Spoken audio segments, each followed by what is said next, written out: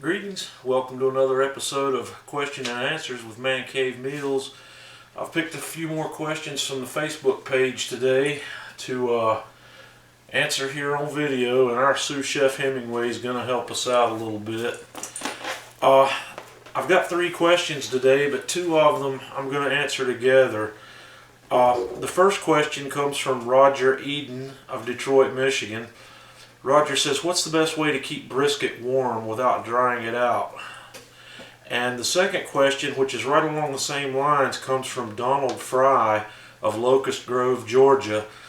Donald says, I would like to hear you expand on Roger's question by also discussing the best ways to rewarm brisket to serve at a later date. Okay, these 2 questions kind of go together, and this applies to other things as well as brisket. It also applies to ribs and Boston butt in particular. So the best way to keep brisket warm without drying it out, I want to make sure I understand the question very well. So if you've cooked a brisket and you're going to be serving it, you're going to slice it up and serve it, and you want the slices, I'm assuming, that you've cut to stay warm and not dry out. There's a couple ways you can do that, and one easy way to do that is to put the slices in a crock pot with just a little bit of beef broth in there and keep the lid on it. That will help keep that brisket moist during your serving and won't let it dry out too bad. The second thing you can do is don't slice more than you're planning to serve. The slices do dry out quicker than the whole piece will, so if you don't have to slice it, don't. And Donald Fry of Locust Grove, Georgia says he'd like to hear me expand on Roger's question by discussing the best ways to rewarm it, and this applies there also.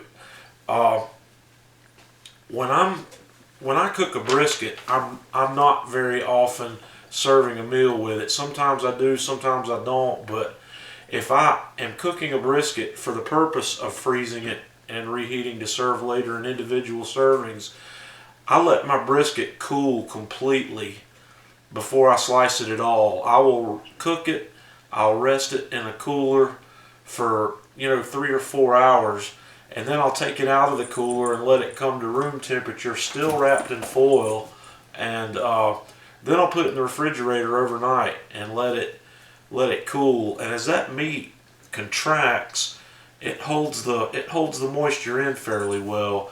Then I'll slice that guy up and vacuum seal it.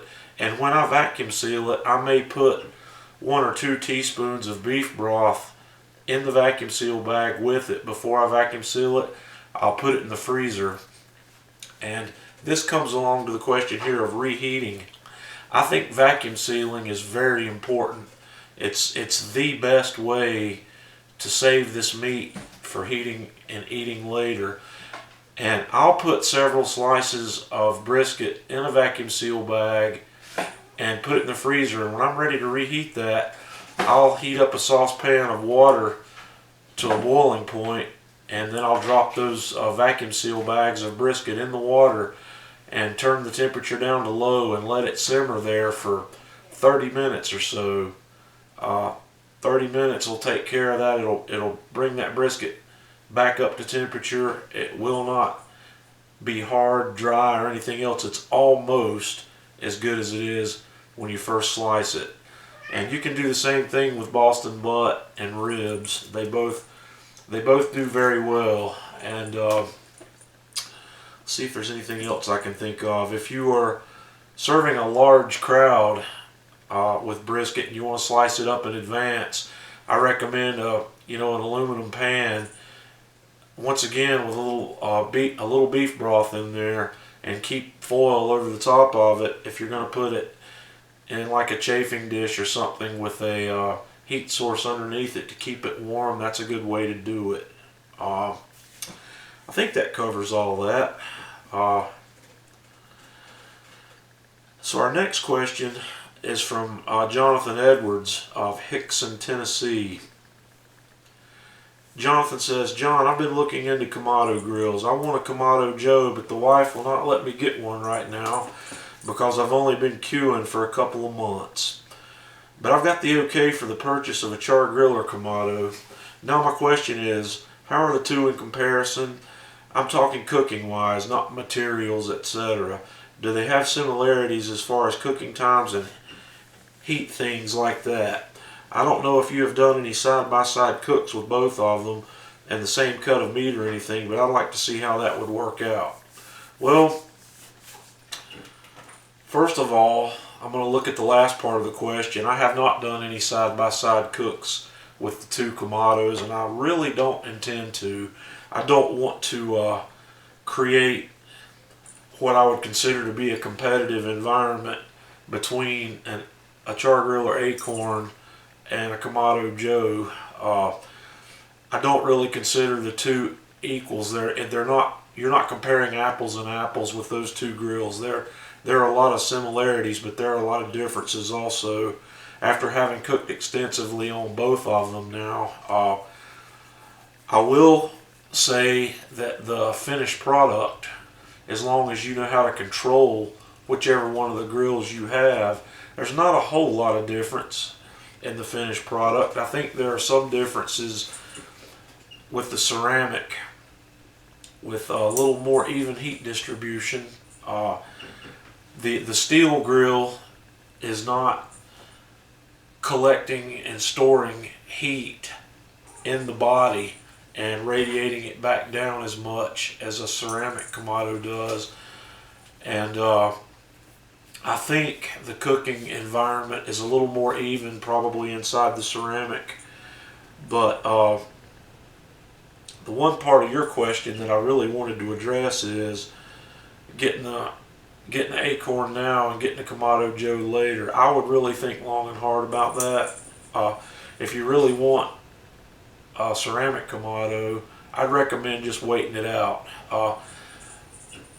If you really want the Acorn, yeah, go ahead and get the Acorn. And if you've watched my videos on the Acorn, you know you can do anything you want to do on one of those.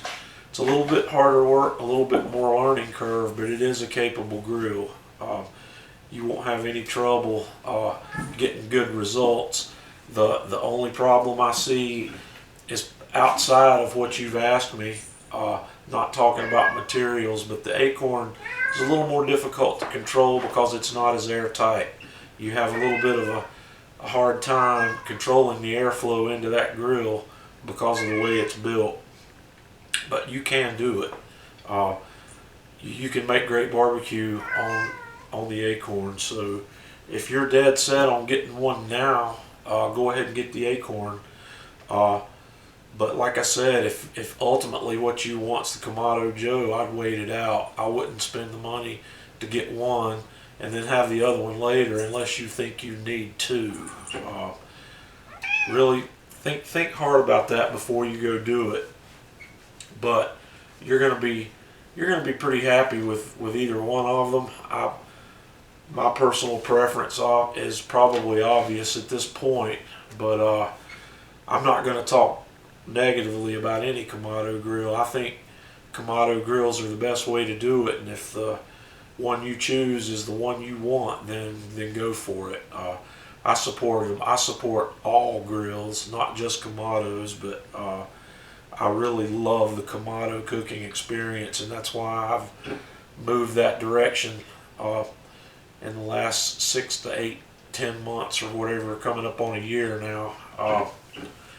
I like it, so I want you to have that same sort of good experience.